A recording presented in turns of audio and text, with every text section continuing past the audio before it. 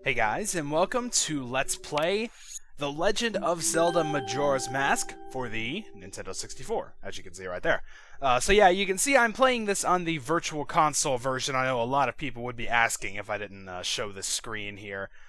So yeah, that's it. I do own, of course, the collector's disc because that's what I played Ocarina of Time on, but that version kind of tends to lag a lot, especially when you're in like Clock Town, the main town. So this one overall just runs a little bit better. I've heard it's prone to freezing at times, so hopefully we won't have too much trouble with that. But anyway, I suppose without any further ado, we should go ahead and get this started.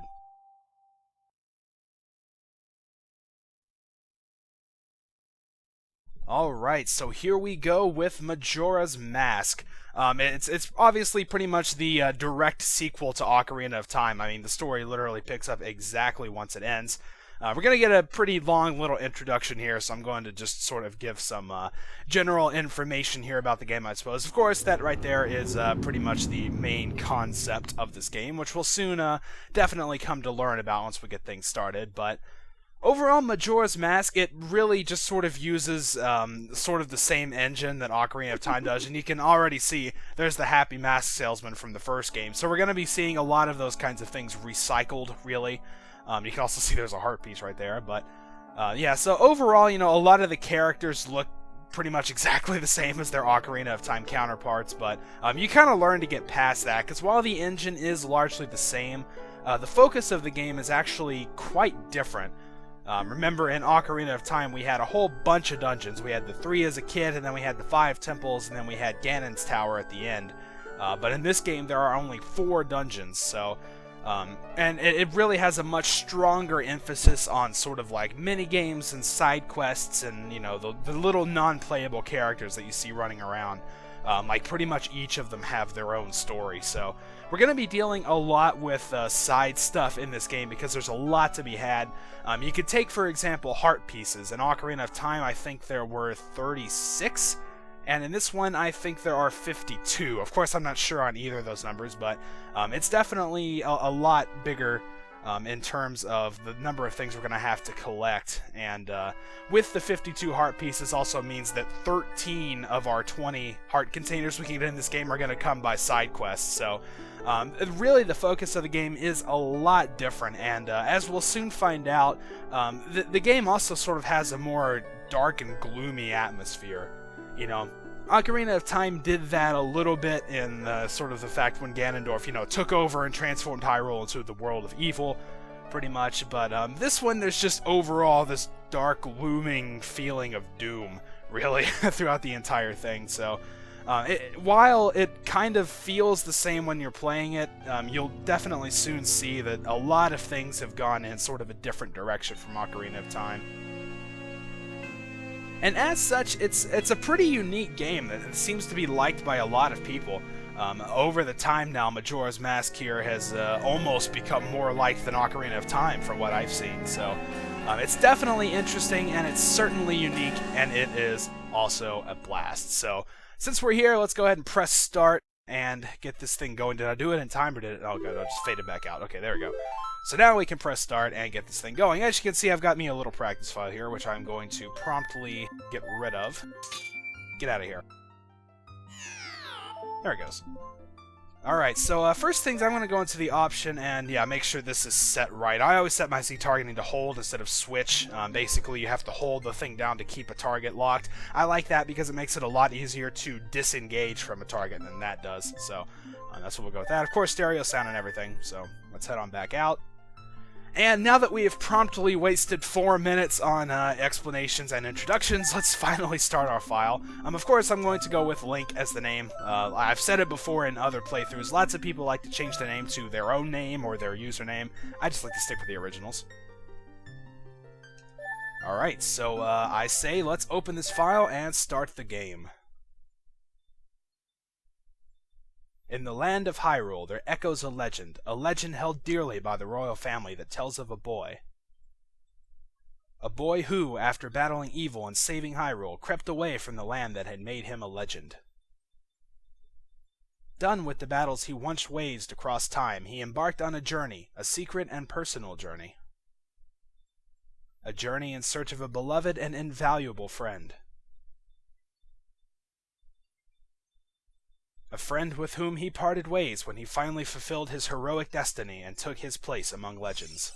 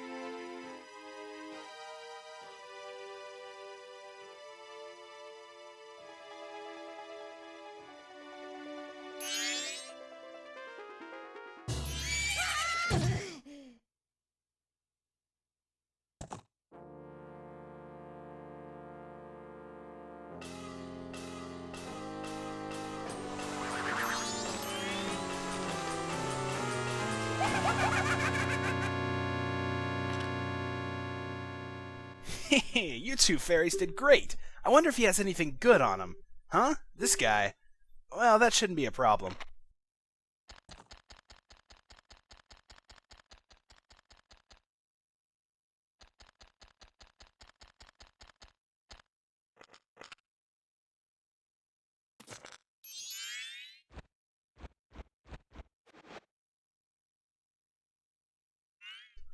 Ooh, what a pretty ocarina. Hey, Skull Kid, let me touch it. I want to see. You can't, Tail. What would we do if you dropped it and broke it? No way, you can't touch it. Oh, but sis, why can't I try it out too?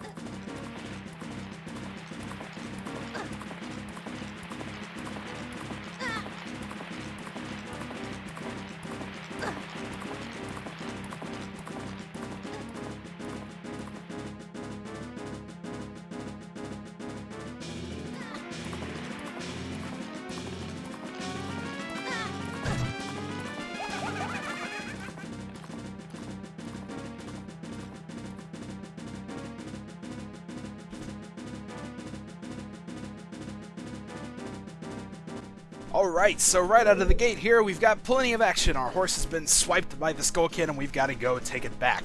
So as you can see, everything is pretty much laid out the same as it was in Ocarina of Time. The interface is almost exactly the same. The hearts look a little bit cooler, actually. I think they look really smooth. Of course, we still have all our standard attacks, our Z targeting, our stabbing, our spin attack, our jump attack, you know, pretty much all that same stuff, and we can still kill all these bushes and get money out of it. So, you know, it's all pretty much the same. Like I said, it uses really the same engine that Ocarina of Time did, so you're going to see a lot of similarities there. But we need to chase after that guy, but it's probably a good idea to collect a little bit of money here first. At least I always like to. It kind of makes the intro take a little bit longer, but I don't know. I just like having some money to deal with once we get out of here. Alright, so let's go ahead and get in here, and I think these bushes over here are also going to do something very strange once we start killing them. As you can see, they're going to get up and kind of start running away from us, so it can make it pretty hard to take care of all these, but pretty much just get what you can. We got quite a bit of money out of that anyway, so it's not bad. We're up to 20 already. Okay, so now we need to jump up here and make our way across these logs. I don't know how that Skull Kid managed to get across here on Epona. That seems really difficult to me, but there you go. And also, you can see Link is doing some fancy little acrobatics. He likes to do that in this game, which I think is really cool. It kind of throws you off a little bit in places, but I think it looks kind of awesome, so I like it. Whoa, holy crap.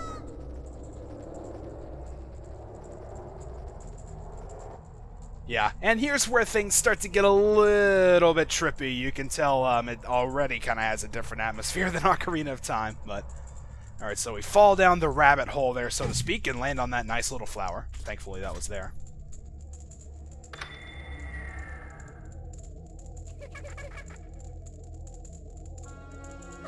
What's with that stupid horse of yours? It doesn't listen to a word that's said to it. There's no point in riding a thing like that, so I did you a favor and got rid of it. Oh, boo-hoo, why the sad face? I just thought I'd have a little fun with you. Oh, come now. Do you really think you can beat me as I am now? Fool!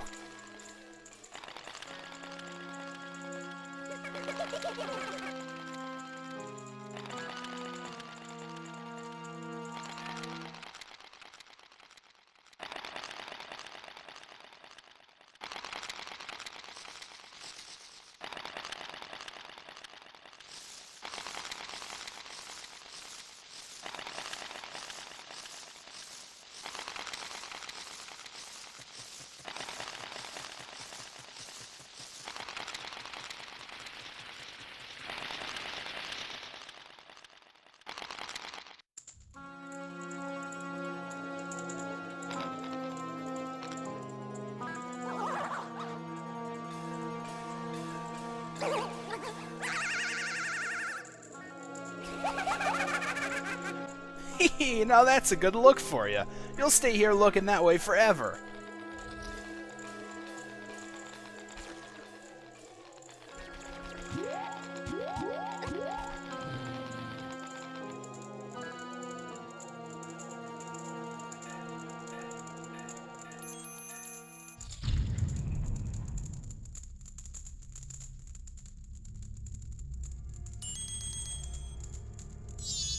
Whoa, whoa, Skull Kid, wait for me, I'm still here. Dale, you can't leave without me.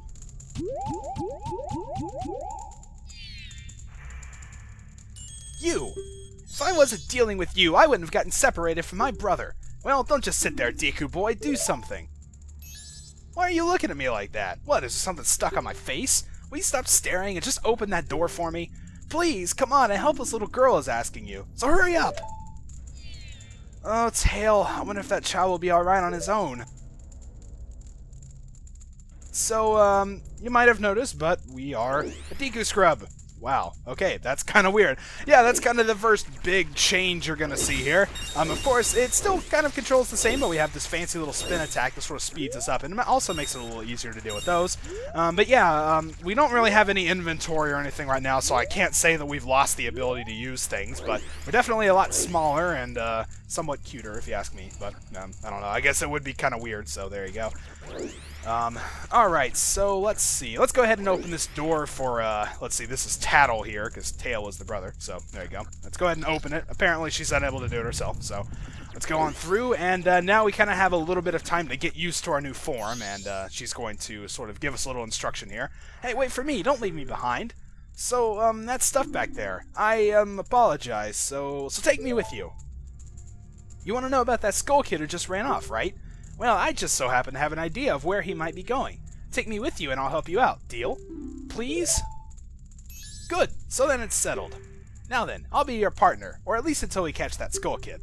My name's Tattle, so it's nice to meet you or whatever. Now that we've got all that straightened out, can we stop messing around and get moving? If I figure something out, press C up and I'll tell it to you. Hopefully you'll manage to get by without my help until then. Yeah, so she kind of forces herself upon us here, and now we have our own little fairy companion, much like we did in Ocarina of Time, so she's pretty much going to be sticking with us throughout the game. She says until we manage to find that Skull Kid, but it turns out that we're not going to do that for a little while, so yeah, we're pretty much going to have Tattle around to help us out, and she's definitely a lot less annoying than Navi, as you'll soon see here when we walk on this. See, that's how she wants to get our attention. She just goes, ding, ding, ding. It's rather pleasant, actually, instead of, hey, listen. So, hey, if I call you, press C up right away. I can tell you're not very used to your Deku Scrub body yet. Alright, listen up. If you press and hold A as a Deku Scrub while standing on a Deku flower, you can dive into it. If you wait a bit before releasing A, you'll launch out of the flower. Press A while flying to descend. Did you get that? Yep. Are you sure? Yeah, I'm sure. One more thing. Press A when you're on the ground to perform a spin attack. Yeah, we've already done that. So, this is kind of the main mechanic that the Deku Scrub has. We can dive into these little flowers and shoot up, and then sort of fly on these flowers. So, that's kind of cool. But you're going to be seeing that quite a lot throughout the game. They really do use it quite a bit. So, let's go ahead and dive into this one and make our way across this little gap here. And of course, it does run out before too long. So, if you keep going, eventually it'll just go away on its own. And so you can always get to where you need to go, though. I mean, you're usually not in any danger of it running out. But Anyway, I think this looks like a pretty good place to stop. We've just been turned into a Deku scrub and things have already gone extremely crazy. So I think we can leave it off here, and next time we will head on through the door and continue chasing after the Skull Kid. So until then, thank you guys for watching, and I'll see you next time.